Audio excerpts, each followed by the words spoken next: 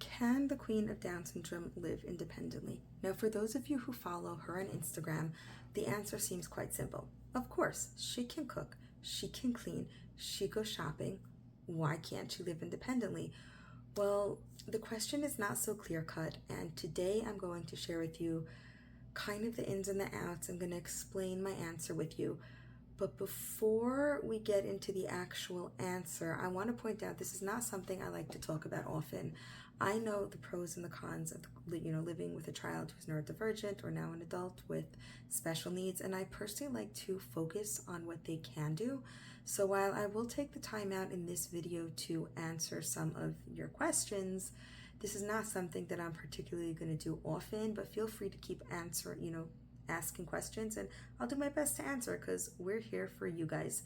I am the Queen of Down syndrome sister. I've been helping my parents raise her since she was 19.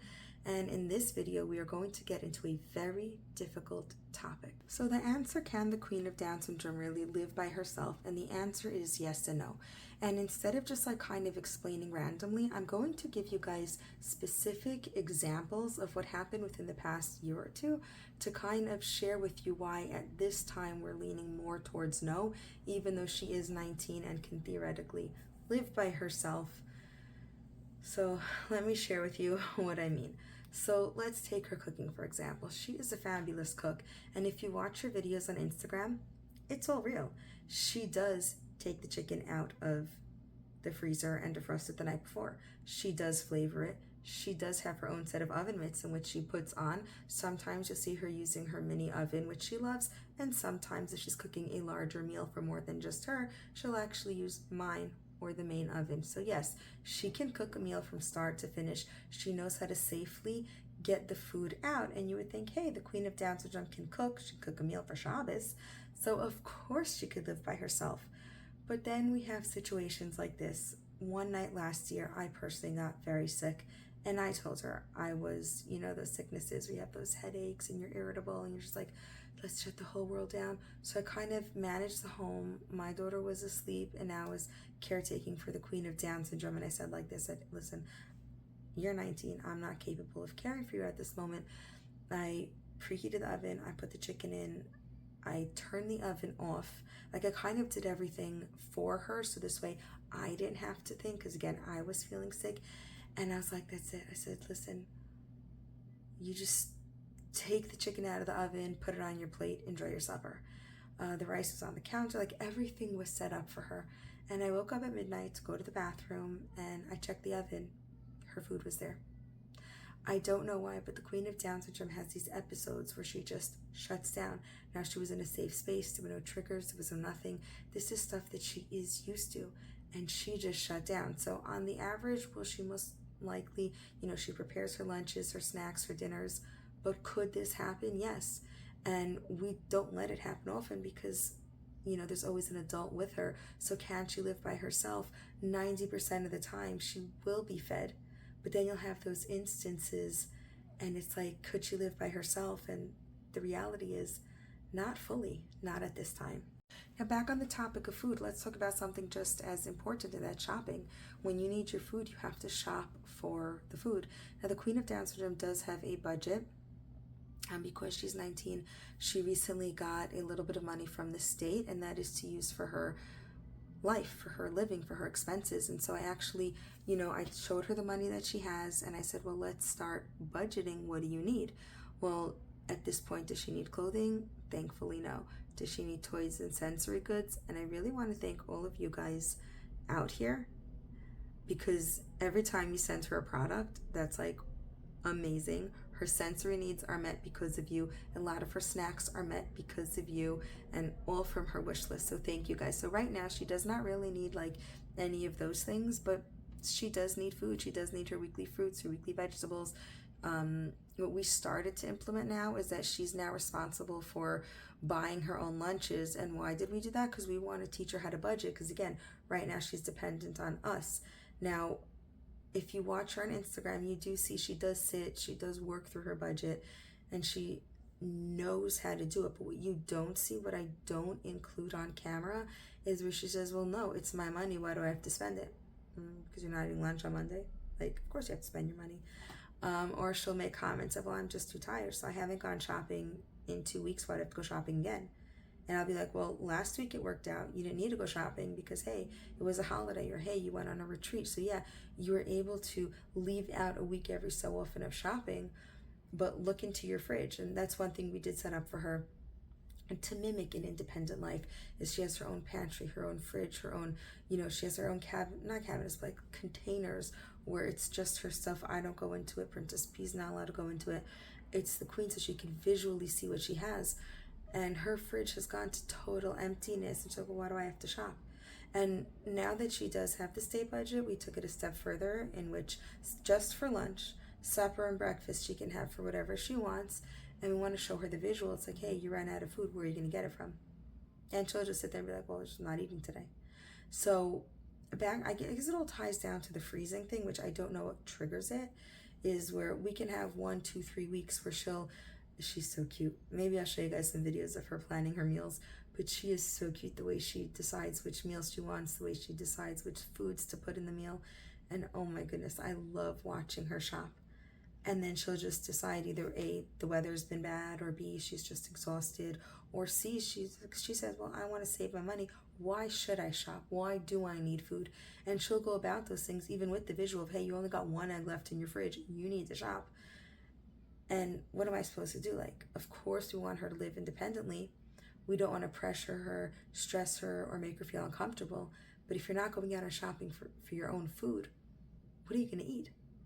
Heading away from food, let's talk about the topic of bathing.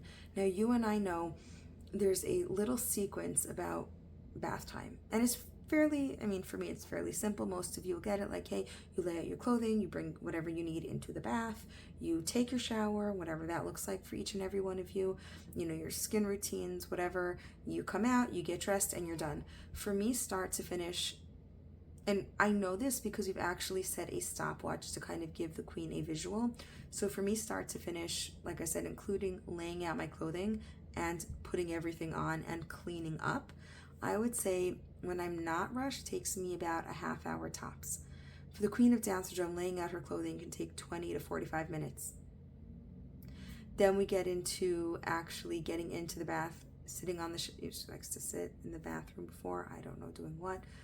And we've set a stopwatch, and it can take her upward of 4 hours. Could you imagine being her caretaker waiting 4 hours? Now, this is done after school. So when she comes home, generally there's a little bit of schoolwork review. There's a little bit of playtime that I'd love her to have. There's a little bit of, at-home ADL skills learning. And there's really no time for all that, because guess what? I am stuck kind of guiding her through this routine, hoping it will take shorter.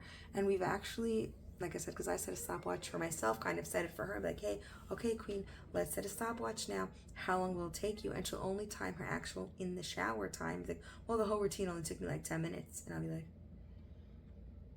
maybe 4 hours and 10 minutes. And there is no reasoning with her. So she does not have a sense of time management. And I guess for me, the caretaker, it's really stressful going on 19 years. Something as simple as trying to teach her to bathe in a timely manner. She is independent, just everything by herself, but we just don't have 4 hours a night. And could you imagine if she lived independently by herself, on nights that she takes forever, I just make her supper. She's now going to have to make her supper. There's no time for that. She's going to have to clean up after her dishes. There's no time for that. She's going to have to do, there's certain nightly routines, like the main areas get swept and vacuumed every night. There's just no time for that. So on the one hand, could she technically, lay out her clothing, shower? Yes. But then once a week laundry, or twice a week. And I can go on and on. Her nightly routine, literally, sometimes. Now, there are times I want to point out where she does do it faster. But on average, she doesn't. And now we're stuck with, could she live by herself? Yes, because she knows how to do everything. But on the nights that her hours are taking 4 hours, I just kind of let her continue her routine so she feels independent. She bathes herself, she does everything. But then I have to go and, like I said, clean up her desk, clean up her areas, and just help her out, because at that point, it can be midnight or 1 a.m. by the time she's ready for bed. Imagine having to live on your own and doing all the things that are already taken care of for you. And the nighttime just doesn't end there. It's the morning too, waking up, because her nighttime routine takes so long, and that's with me aiding her, you know, when she needs the aid. Waking up in the morning is a whole other, I would say for me, it's a stressful situation. Waking her up in the morning, once she's out of bed, I will say her morning routine is really pleasant. She'll get out of bed, she'll take care of herself, she'll pack up her lunch. You see those videos every morning if you follow her on Instagram, and she does generally do a good job, but it's physically getting out of bed. On mornings where it takes 10 minutes, I'm like, yes.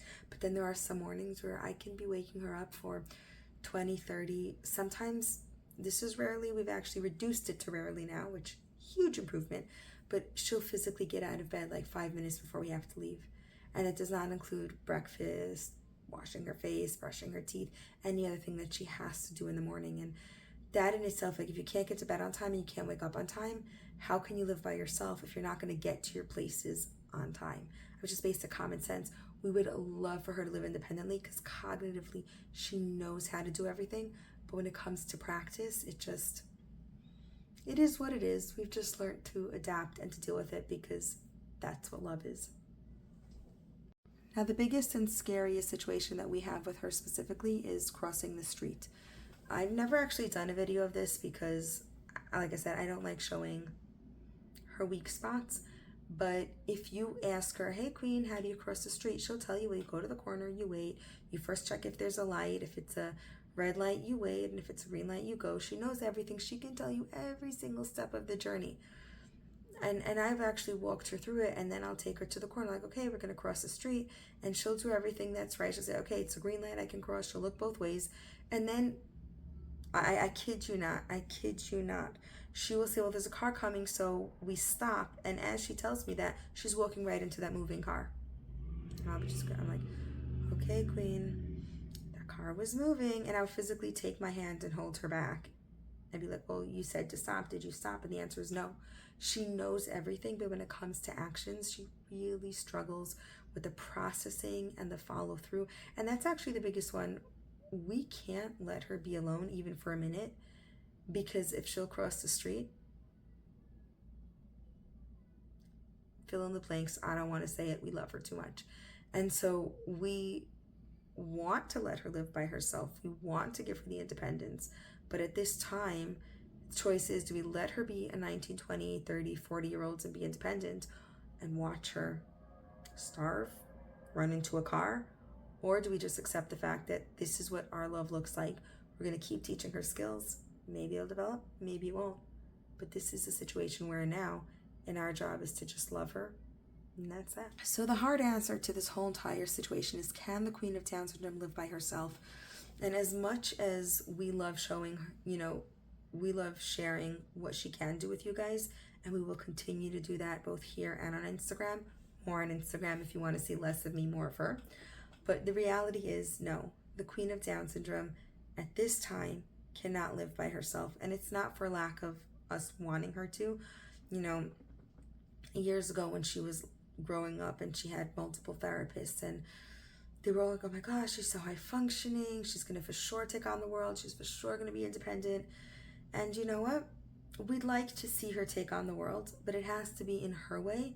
And our job as her caregivers is to make sure that she is as safe as possible. And right now it looks like living at home with my mom, me coming in basically for the whole day, part of the night, and caring for her as much as possible, making sure that she's safe at home, safe in the community, but at the same time taking that step back and only interfering when she needs help, because we just don't know when she's not going to be safe. She's smart, she's funny, she's capable, she cooks, she cleans, she does so much. She does so much because of the support we give her at home, because of the support you guys show for her. Just having this channel has literally helped her bloom and fly and gain more skills. But at the end of the day, unfortunately, at this season of life, she's just not independent enough to live by herself. Does that mean we're going to stop? Absolutely not. We're going to continue trying to get her to a place where it might happen.